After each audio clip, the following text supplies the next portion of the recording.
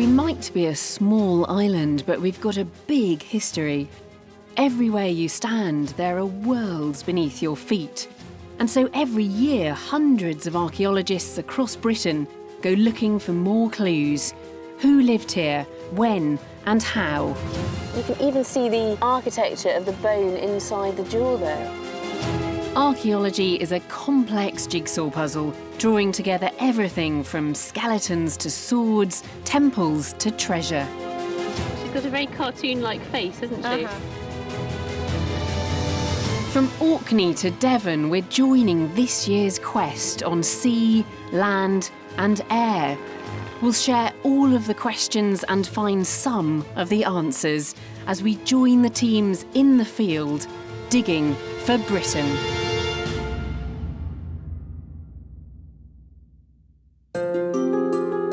From Roman times, the mystery of a man buried face down on a bed of meat.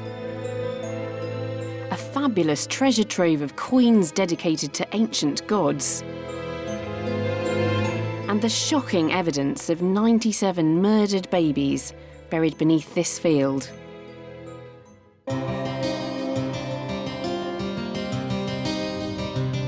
I'm heading towards a place close to Hadrian's Wall where archaeologists are finding signs of that Roman influence writ large. This narrow road with its passing places is known locally as the Stone Gate. It's one of hundreds of similar roads which crisscross this part of northern England. But what makes this one stand out is that it was once the northern frontier of the entire Roman Empire. And guarding the central section of the Stone Gate, that important east-west supply route, was the fort of Vindolanda.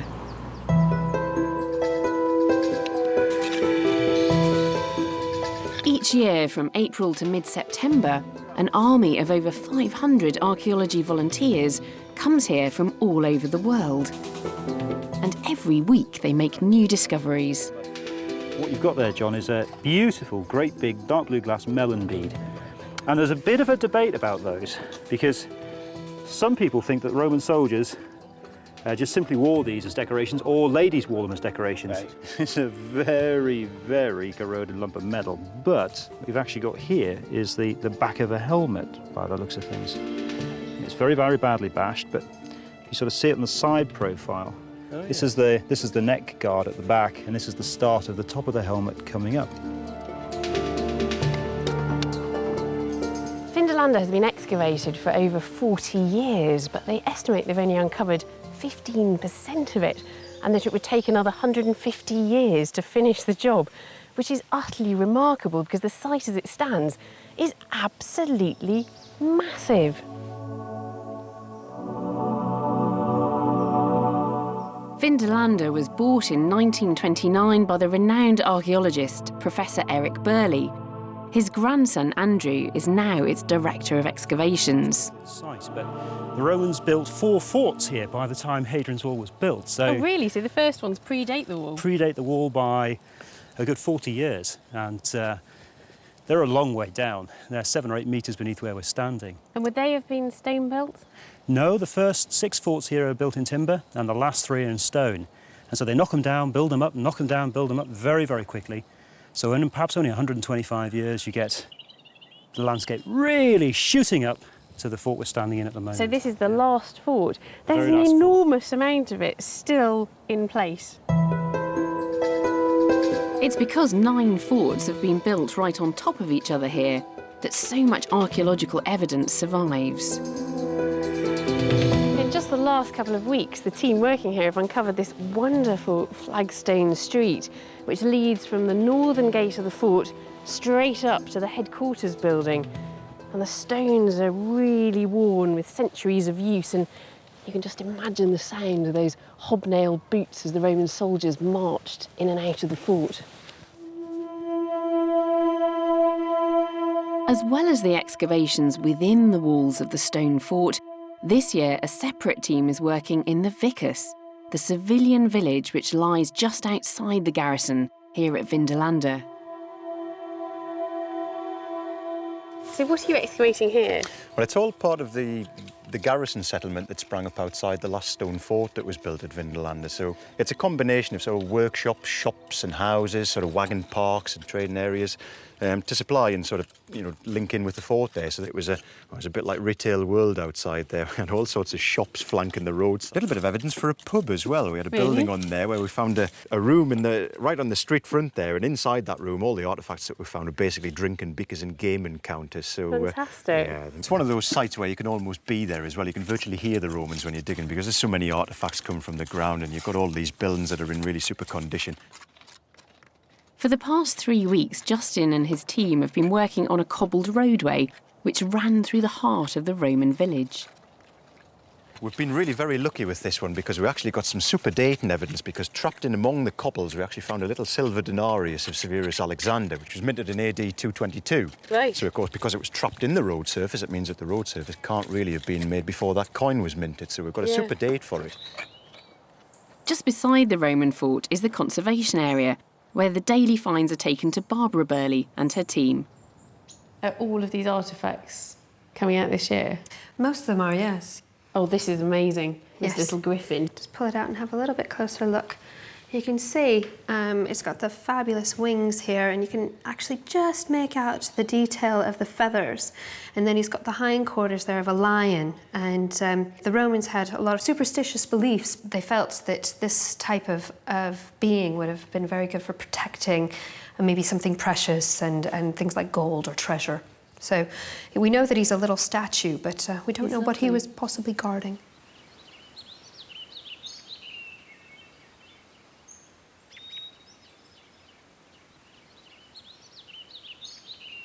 The village of Hambledon near the Thames has always been a desirable place to live. Even so it seems for the Romans who built villas here. I'm just up from the river now and walking along on the edge of this beautiful field, which seems to be growing some kind of cereal crop.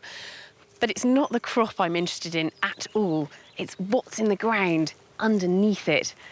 Almost exactly 100 years ago, this woman, Miss Glassbrook, was walking along in this very same field and started to find some strange pieces of pottery, very much like these ones.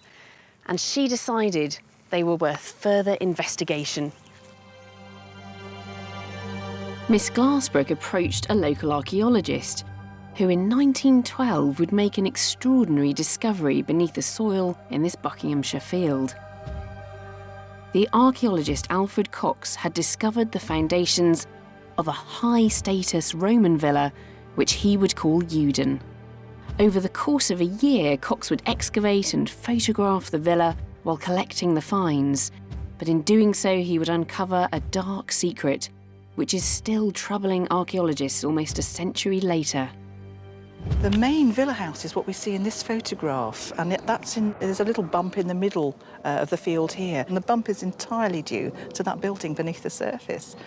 But it's quite nice, you can work out where you are, and you know it's that bump because you can actually see the scene in front of you. You've got that house there, which has got a white front on it, a right gable end. That's right. It's now pebble dashed, isn't it? But Pebble that's dashed, it, isn't it? That's right. This is a huge excavation. It is massive. He had to have a huge team of labourers to dig this. It was all by hand, so all by shovel and wheelbarrows, and so that would have been a huge labour force and an enormous cost. So this is all still there underneath that Still wheat? there, just it's got all the backfill, then the soil layer reinstated, and of course crops on it forevermore. For many years, the finds from Uden Roman Villa were kept in a special museum at Hambledon. But when that closed in the 1950s, they were moved to Buckinghamshire County Museum in Aylesbury, where, appropriately enough, Alfred Cox was once curator. Cox published his results in 1921, but it's the way he reached his conclusions that's interesting archaeologists today. Alfred Cox was unlike most of the antiquarian archaeologists operating in the early 20th century, many of whom are, to be honest, just treasure hunters. But Cox was different. He paid careful attention to each and every find. He labelled them with the name, the location, and even the precise depth at which they were found. The artefacts from the 1912 excavation fill over 300 boxes. So, Brett, all of these boxes here are from Uden, are they? Absolutely. Brett Thorne is Keeper of Archaeology at the Buckinghamshire County Museum. But this is all of the objects he recovered from the 1912 excavations. And these, as you can see, these are Roman brooches. But he's not just collecting the brooches, there are little pieces of just random bits of metal here as well. Exactly. He didn't differentiate. He just picked up absolutely everything. Not only did he collect even the tiniest little cruddy bit, like that little section there, he labelled everything, even these tiny pieces. Yeah, I mean, just to kind of show you an example, if I show you this one, this rather crude bit of card. Is that Cox's writing? This is Cox's handwriting, yeah. East side of yard, 35 inches north of east of enclosure wall, Uden, and the date, 2/10/12. So this is his original display piece. Fantastic. So this must be really unusual for the time. Hugely unusual. I mean, these antiquarians just went in and dug. They just took out the goodies, the pretty items to put on show, and they weren't interested in anything else. All these little bits of bronze wire, little tiny sherds of pot where the label is actually bigger than the pot piece. They wouldn't have kept that. They'd have just dumped it all back on site, completely wrecked the stratigraphy. We wouldn't know anything about the site. There's so much more information available to you now. Yeah. Because he's done this work, because he's been so careful, so meticulous. Yeah. Exactly, yeah. Over the past year, Jill has been taking home the Hambledon boxes to re-evaluate Cox's 1912 findings with the eye and the techniques of the 21st century archaeologist. But there was one particular set of remains which Alfred Cox was uncharacteristically reticent about. Well, in Cox's report, he obviously tells us about a good number of the finds selectively. He doesn't discuss all the finds.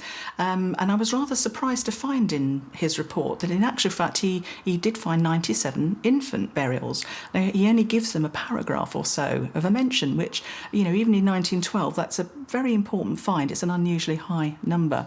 And it was rather odd the way he just described them rather informally as being wrapped as little bundles and potentially buried secretly after dark. So a tiny little bag here of, little infant bones. Absolutely minute, beautifully preserved though. The bone is incredibly well preserved, and you've got some little pieces of skull there, which is, I mean, it's almost eggshell-like, isn't it? It's incredibly thin, but brilliantly preserved. The infant bones were thought to have been lost until last year, when Jill and Brett rediscovered them, packed away in old cigar and gun cartridge boxes. How many infants were there buried at Uden? Well, that was the key thing. We've got 97. I mean, it's an astounding number for the one villa. It's quite a shocking number, actually. It is, yeah. And it's actually quite normal to have infant burials. You're not considered to be a proper human being ready for the cemetery until you're about 2 years old in the Roman world. So you do bury any babies that are lost between being born and 2 years, and you put them in the garden or in the yard or perhaps even under your floor. But this number? But not 97. There's something different about Uden. There's something very strange going on there, isn't there? So these are the boxes, are they, that the bones were kept in? This is how Cox packed them. Cigarette boxes, all with his detailed notes on about where that particular infant was buried, and again the date and all of the information that he loved to record. But it's strange. But what doesn't seem in keeping is the fact that he squirrels these away and doesn't really look at them again. There's no mention anywhere in the published report of them other than a short paragraph saying Cox thought because the bodies kind of cut and recut each other, they're buried in a very small area, that he thought it must have been done surreptitiously after dark and hidden. I do handle human bones, obviously, but this is the first time I've really had to deal with infant bones, and it's quite a strange feeling, isn't it? It actually quite upset me because they are obviously very small skeletons and they were clearly very young babies, so it just has that effect on you. Nearly a century after Alfred Cox first discovered them, the infant bones are once again coming under scientific scrutiny, this time by Dr. Simon Mays.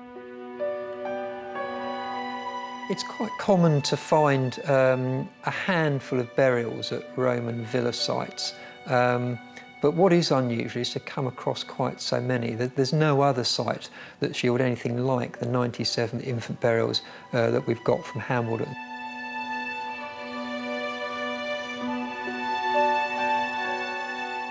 Something that struck me as I laid out skeleton after skeleton was they all seemed to be a pretty similar size. The best way to determine how old an infant was when they died is to measure the bones. We measure the bones of the arms and legs. By doing this, we can age an infant to within about 2 weeks. Simon's measurements confirmed his initial hunch. The babies looked the same size because they'd all died around the same age, of 40 weeks gestation. So it seems what we're dealing with is infants that died around time of birth.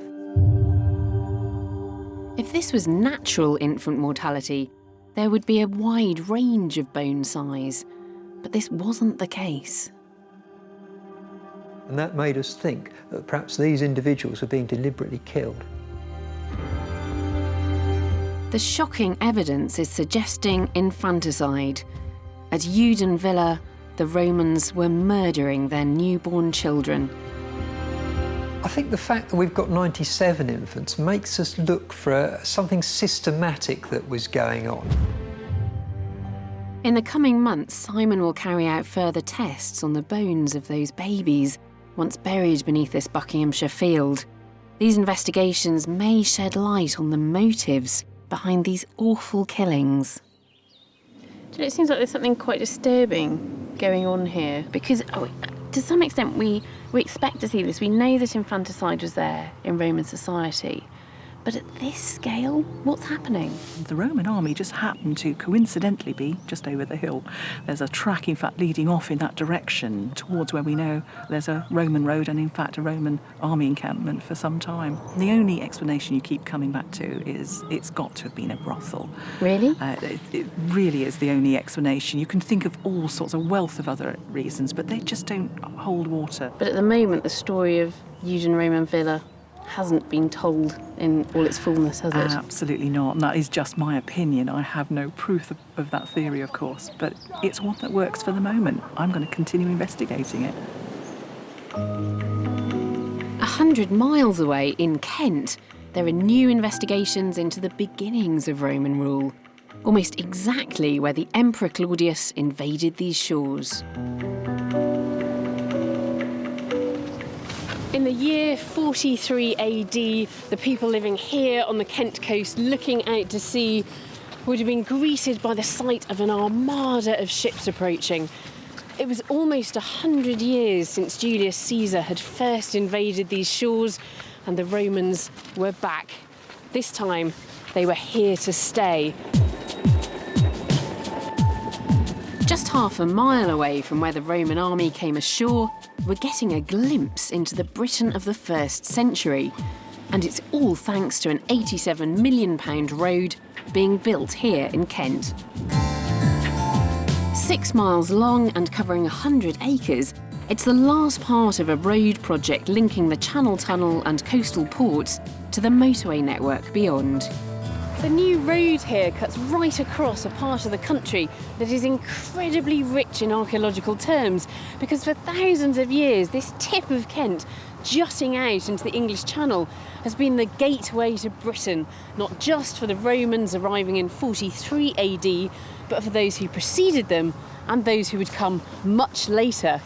Archaeologically speaking, this place is something of a gold mine. For the last few months, Digging for Britain has been following the teams from Oxford Wessex Archaeology. They've been tasked with excavating and recording the evidence uncovered by the diggers and bulldozers, before the ground is once again covered up, this time by a 4-lane highway.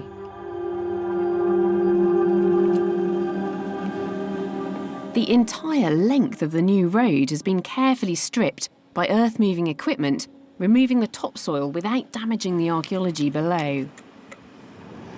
Andrew, this is a massive area of excavation, but this is only a small part of the whole scheme.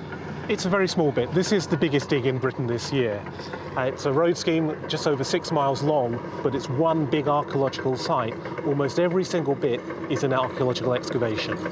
And how many archaeologists have you got working here at any one time? At the moment, there are about 130 archaeologists on site, but working in the offices, backing them up, there are others, so about 150 people. So you've got this big new road being built, and all the way along the length of it, archaeology has to happen first. It is. It's one of these bittersweet opportunities that the archaeology will be destroyed, but the sweetness is that we get the opportunity to make a record and to investigate about this part of the archaeology of East Kent. Turn the clock back 2,000 years, and this part of Kent where the new road is being built would have looked very different. Then the Isle of Thanet really was an island, separated from the mainland until medieval times by a stretch of water called the Wonsum Channel. And it's here that the new road is being built, and more importantly for us, where the excavations are taking place. The important thing is this is a precious opportunity to record the archaeology here before it disappears forever as the new road comes through. The rolling deadlines for completing different sections of the new road mean that the team has had to develop a fast method of systematically recording the objects at the time they're excavated. Every find is individually numbered, plotted by GPS and photographed, as well as being accurately drawn by archaeologists in the field. Back at the construction compound nearby, the data is fed into computers and the photos are carefully traced.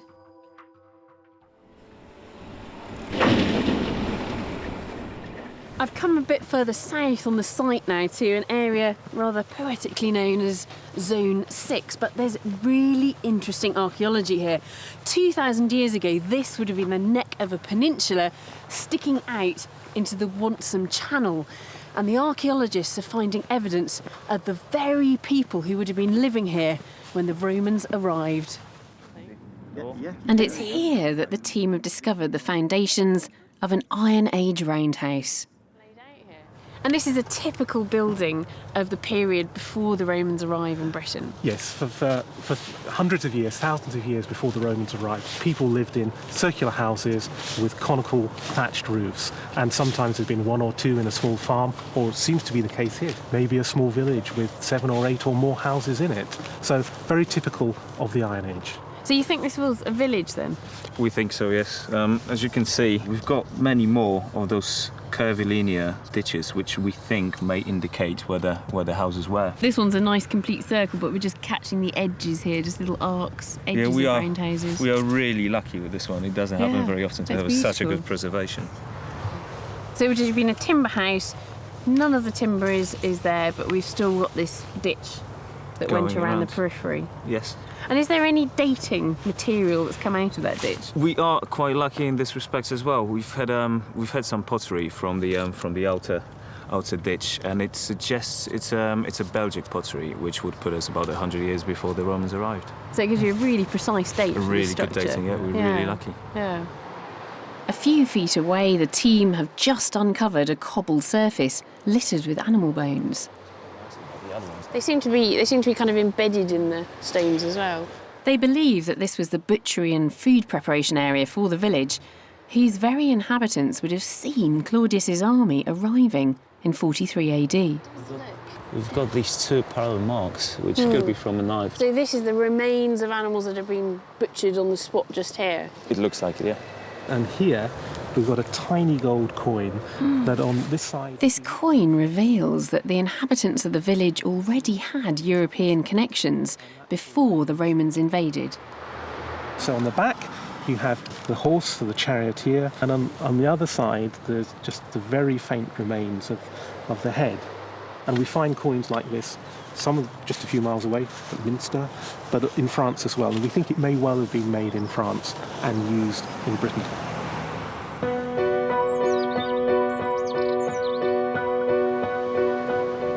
That beautiful gold coin from the Iron Age village in Kent suggests we already had links with France at the time of the Roman invasion. But I'm now headed west to Dorset, where there's hard evidence of trading with the Romans themselves well before they thought of making us the latest addition to their empire. For more than 200 years, the Romans had been expanding their empire across the Mediterranean. But in the 1st century BC, they started setting their sights further afield. Britannia to the northwest might have seemed like the end of the world, but it had things which the Romans wanted. And what the Romans wanted, they usually got. Britain already had a reputation for its mineral wealth, for its gold, silver and tin, but there was something else the Romans wanted from us, and it was this. Grain. There was plenty of it growing in this part of Dorset back then, just as there is today. And in fact, Britain would go on to become the breadbasket of the Roman Empire. For those living in these agricultural areas, well, some of them would become very rich indeed.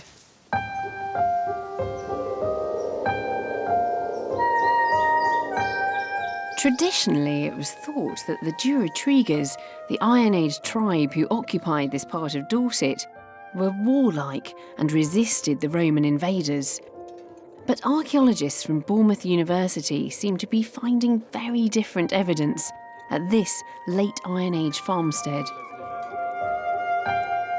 Well, this survey of the site, which is a magnetic survey, shows us the Iron Age ditched enclosure we call a banjo enclosure. That's because it superficially resembles a banjo with the body and the neck. And some of these necks are very, very long. Where are we standing in relation to the structures you can see there? Well, we're standing right at the entrance here, where presumably there would have been possibly a gate.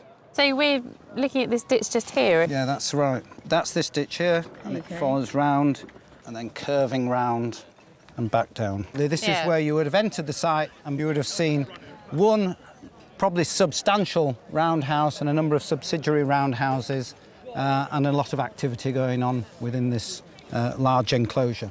These sites are effectively wealthy, well-appointed, undefended.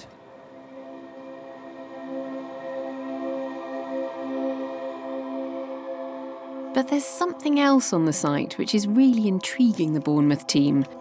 They found more than 30 cylindrical pits carved into the chalk bedrock by ancient tools and now excavated by the hands of modern-day archaeology students.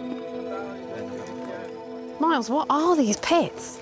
Well, these are very sort of large cylindrical storage pits. Basically, it's been cut down straight into the chalk, and we're assuming that what they're actually storing is grain of some kind. Have you found grain in these pits? Yes, indeed. We've got small pieces of sort of oats and barley which have come out from the lowest levels of these pits. Iron Age barley. And presumably that's not just for their consumption on the site here? This, I would imagine, is stuff that's being exported. Right. And to some extent we can see the results of that exportation from the artefacts that are coming up in these pits. So there's artefacts as well? Yes, indeed. It appears that once the grains come out, they're putting a whole range of artefacts in. We've got these large slabs of Iron Age pottery. Oh, yeah. So are they using this as a rubbish pit, then?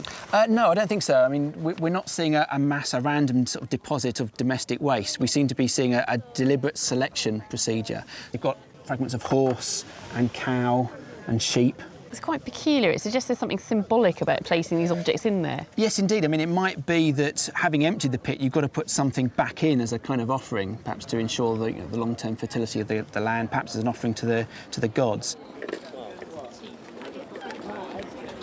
Pits that the archaeologists are finding all over this site seem to have a very obvious practical use for storage of grain. But there's definitely something else going on. Objects are being placed in the bottom of these pits that have some kind of symbolic value. And it's not just objects, it's not just animal bones and pottery that the archaeologists are finding. Of all the deposits I've seen on the site, this has to be the strangest. It's an adult male who's lying face down on, I suppose, what can best be described as a bed of meat. How strange. You've got sort of horse and pig and cow bone all there sort of underneath him. And it looks as though he's just been thrown into the hole. I mean, it really doesn't look as though he's been placed in there with any ceremony. It's not a formal burial, is it? Certainly to our modern eyes, it looks like he's been rolled in. As I said, he's lying face down. His legs are slightly tangled up. There's no obvious kind of order or perhaps reverence to that. It's difficult to see whether this is a grave in the conventional sense and that the bone represents food for the afterlife, or whether the adult himself represents just part of the deposit. How strange. There's something very odd going on with these pits, isn't there? There is. I mean, it's almost like, I suppose, burying an ancestor, burying an aunt or an uncle in a cupboard in the kitchen. It doesn't make sense to us. You know, this is the area where they're living, they're working, but their dead are going in these kind of disused pits. Very peculiar. Whatever the meanings of the bones deposited in the pits here in Dorset, it's clear that the people who farmed this land prospered from trading with the Romans. The Bournemouth University dig is showing that far from the popular image of Roman invaders locked in combat with the local tribes, this settlement at least is suggesting a much calmer transition. Becoming part of the Roman Britain is no significant shock to these people at all. There's just a great deal of continuity. And I think that's pretty much for the whole of Roman Britain, because we get so awed by the high visibility of villas and temples without realising that these just represent less than 1% of what's going on in the countryside. By far and away, the bulk of the population are living the same lifestyle, doing the same things, completely unaffected.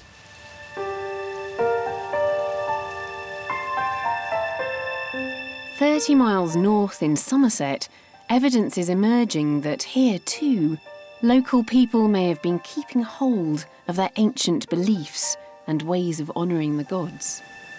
There's nothing around to suggest there's anything particularly special or significant about this Somerset field, but I know for certain that 1700 years ago, somebody or a group of people came here and did something right here on this very spot.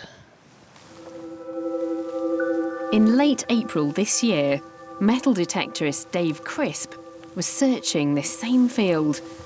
He was about to make the discovery of a lifetime. I got this funny signal, and it was an iffy signal, it really was. So I dug down, and I dug a bit deeper, and it was still there, and I dug a bit deeper. I'm 12, 14 inches down now, and I put my hand in, and I pulled out a black thing, and I thought, I've got a rock. No, it looks like a bit of pottery. It looks like a Roman bit of burnish, black burnish ware. That's quite interesting, I thought to myself. So I put my hand in again and pulled out a bit more clay, and there was a little radiant, little bronze Roman coin, very, very small, about the size of my fingernail. Then I realised that the piece of burnish ware I had was the top of a pot, and I thought, I got a hoard. And I went, and I'm in the middle of nowhere saying, I've got a hoard. I've been 22 years detecting, and I've never had a hoard before that weekend. Dave was convinced he'd found treasure, but instead of digging it up, he contacted the Portable Antiquities Scheme, which records archaeological objects found by the public. Finds liaison officer Anna Booth suspected that this was going to be a job for a professional archaeologist. We actually had no idea how big the hoard was going to be at this stage, so it was very exciting for us all. We uncovered the neck of the vessel, and what we could see was a small dish in the top of it, which was actually acting as a lid. At first, we wondered whether this was the bottom of quite a small vessel and it was turned upside down, but when we dug a bit further, we realised that it was actually a lid sitting in top of an absolutely enormous vessel of the size that none of us had ever seen anything like it before, so it was absolutely fantastic. And it was only at that stage that we realised that it was actually a huge hoard of coins that we were dealing with. That must have been quite breathtaking. It was amazing, it was absolutely fantastic. And then over the following 2 days we actually undertook the excavation. And it did take us the full 2 days, starting first thing in the morning till last thing at night, until the sun went down, just excavating thousands upon thousands of coins and bagging them up. It took a huge amount of time, but it was absolutely fascinating and an amazing process to go through.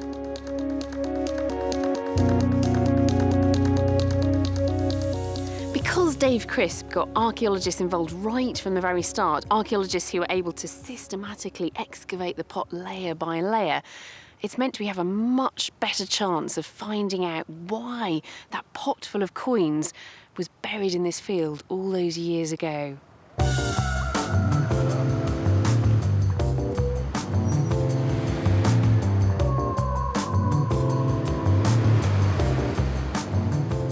The Froome hoard is looking like it might be the biggest coin hoard ever discovered in Britain. They've estimated that there are around 50,000 coins weighing in at 160 kilos.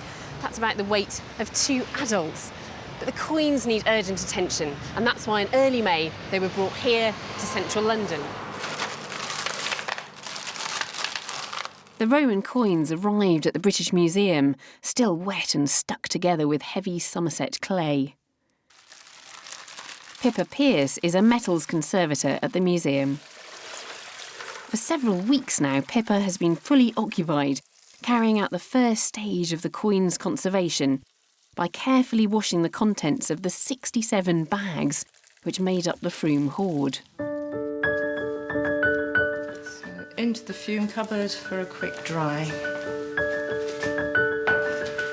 The coins span 40 years, from AD 253 to 293, and the vast majority are made of debased silver and bronze. Roman coin experts Roger Bland and Sam Moorhead have dropped everything to concentrate on the Somerset coins. Yet another coin of Tetricus. That's Claudius. That's the emperor standing holding a branch. They've been sorting the coins by emperor at a rate of nearly 6,000 a week. It's now 8 weeks since the Froome hoard was raised and all the coins have been cleaned and sorted. But are we any closer to finding out how and why such an enormous hoard was buried in that Somerset field?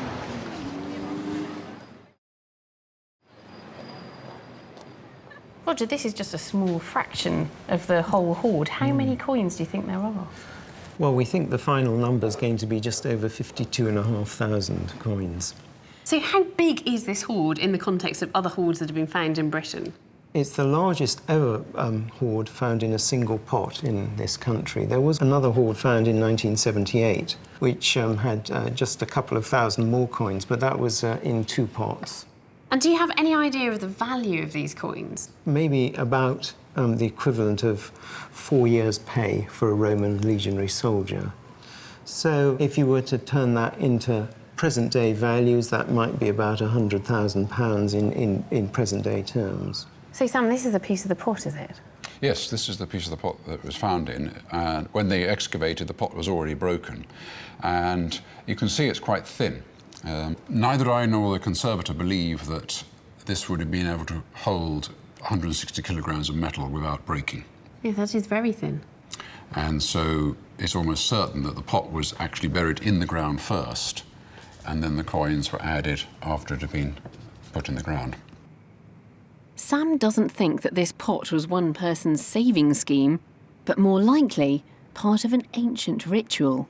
I don't believe myself that this is a hoard of coins intended for recovery. And I think what you could see is a community of people who are actually making offerings, and they are each pouring in their own contribution to a communal ritual votive offering to the gods or whoever it is. Just because it's communal, that doesn't necessarily mean it's ritual, though, does it? Because people could be burying something in the ground that they were worried was going to be taken away from them. If you're going to bury this for security and safety, you put in lots of different pots, so you could easily take them out of the ground later. Also, if you wanted to get these coins out of the ground, you'd have to dig down to the pot, smash the pot, and then shovel them out, which would also be a very lengthy process. So I believe that it was never intended for recovery. And you're seeing echoes here of a more ancient tradition, pre-Roman. I think so, yes, absolutely. The same people. We know from other studies that the people of the West Country were the same people as they were in the Bronze and the Iron Ages, so why not continue the same practices?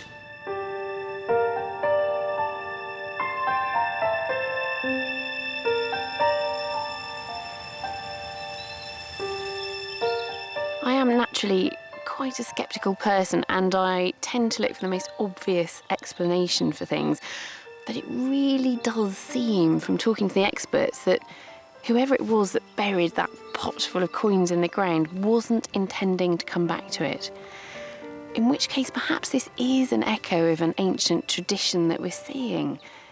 Maybe those coins are a votive offering, and perhaps this was a sacred field.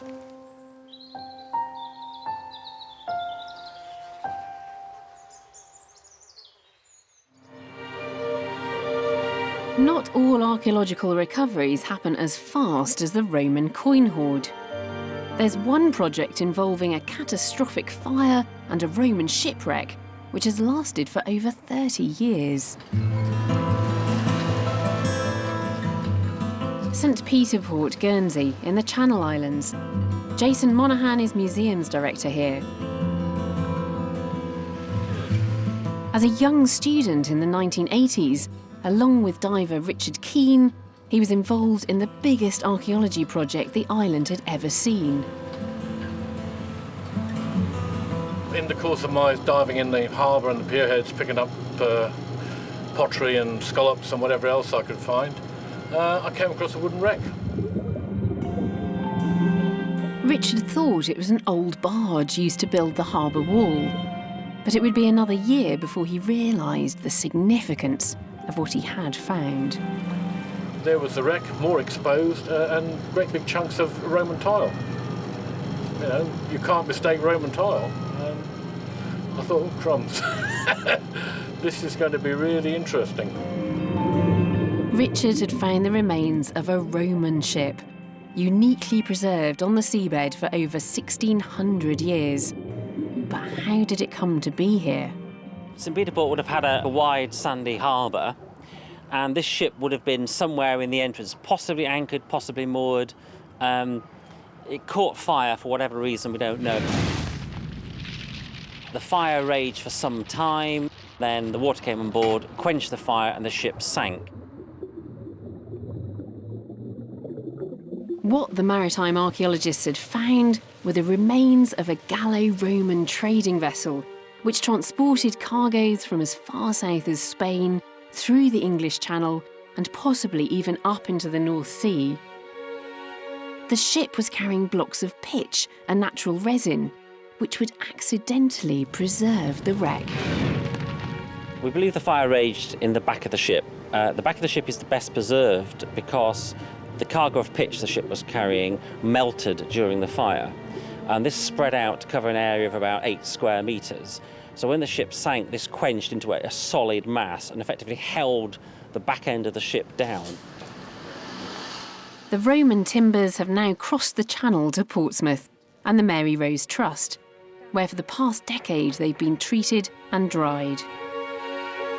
More exposed, presumably. Yeah, that was sticking out the seabed at this end here. Yeah. For Jason too, it's been a long journey. This was my first job after leaving university, so it's actually very strange after 2.5 decades to be coming back and seeing the timbers in the final state that we talked about so very excitedly all those years ago. The conservation process has worked beautifully there. But there's one final problem to overcome. The timbers are wrapped, boxed and ready to go home, but there's nowhere big enough on Guernsey at present to house the reconstructed ship. This is a very important ship for Guernsey. Roman archaeologists talk a lot about trade in inverted commas, but actually we have very little evidence apart from inferring that this pottery went from here to there. So here we have a very solid example of how the trade was carried out. Ships like ours sailed from port to port, carrying stuff in their holds.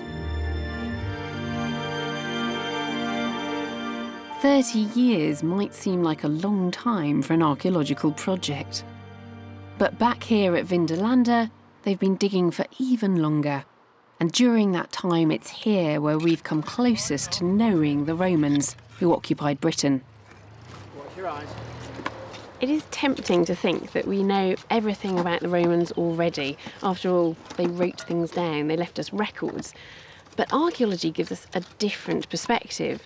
It helps to fill in details and paint a fuller picture, but it can also challenge our preconceptions, and that's when sites like this get really interesting. So Andrew, what have we got here? Well, what we've got here is the wonderful... Until recently, it was believed that temples were never sited inside Roman auxiliary forts. That was until last year. So this is all part of the temple? This is all part of the temple. It actually stretches from the gate all the way up to the angle tower. This is all 3 rooms of the quite an impressive building. And what's awesome about this is that we absolutely do not expect to find temples to pagan gods, particularly Eastern cults, inside auxiliary forts. This is the first one that's ever been found anywhere in the Roman Empire. Really? We were actually looking for a toilet block under here because we've got barracks behind us. And so you're looking for latrines and you found a temple? Looking for a loo, we found a temple. There is some sort of poetry in that, I'm sure. So these little pillars here, are they supporting a floor? Is this a hypercourse system? That's right, exactly right, a hypercourse system. The floor. You can still see the burning on some of the stones here to show that they had to fire it up in the wintertime at least. So where would the fire itself have been then? The little furnace is in this room behind. And then the hot air comes through there? Comes through the flue. And then circulates around here. And they even know the identity of the god who is being worshipped in this newly discovered temple. Because amongst the ruins, they uncovered this remarkable find, an altar to a god from Turkey called Jupiter Dolicanus. Here you've got the beautiful iconography of Jupiter Dolicanus riding his bull on this side. He's got his thunderbolts clutched in his hand and here. An axe. And the axe in the other hand. So is this altar set up by a military man? This altar is set up by the big chief himself, the commanding officer of the fort. And if we just read the front of it here, we can see IOM for Jupiter Optimus Maximus. Jupiter, the biggest and the best. Yeah, I mean, everybody's got to be a little bit beneath Jupiter. And then underneath him, you've got the actual name of the god himself. It's Dolokino, D-O-L-O-C-H-E-N-O. And very, very clear on that line there. And then underneath that, you've got the dedicator, Sulpicius Pudens, his second name. And the very, very bottom line, very common on most inscriptions, VSLM. And that really just means the guy willingly and deservedly fulfilled his vow. And what you're looking at here is the end of a contract. It's a personal contract between Sulpicius Pudens and the god Jupiter Dolicanus. So he's promised to erect an altar to this god somewhere, and he's now fulfilled his promise. Exactly. The sides are so beautifully preserved with the relief carving and the writing, but obviously the top's been exposed. This is all very weathered, isn't it? It's really well worn, but also it's been very, very badly damaged as well by people coming in when they were demolishing the temple. And the demolition of the temple happened sometime, we think, in the 350s or 70s. And you've got this sort of power struggle with Christianity becoming the official religion. A lot of ancient pagan cults and shrines end up going by the wayside. Poor old Jupiter Dolicanus here eventually fell victim to such a new movement on the northern frontier of Roman Britain. Christianity had arrived at Vindolanda, but just 50 years later, in 410 AD, the Roman army departed Britain, this time for good. Vindolanda too would slowly be abandoned and would fall into ruin. It's the remoteness of this part of Northumberland which has allowed Vindolanda and its archaeology to survive as a legacy to the Roman occupation of Britain. In the 400 years the Romans were here, they transformed our country from its language to its landscape, leaving a lasting legacy that remains with us today. And yet, 1600 years later, we're still discovering new things about their society. From that terrible infanticide on the banks of the Thames to that massive coin hoard found just earlier this year in the southwest. There's so much more to understand about the Romans in Britain, and so the digging continues.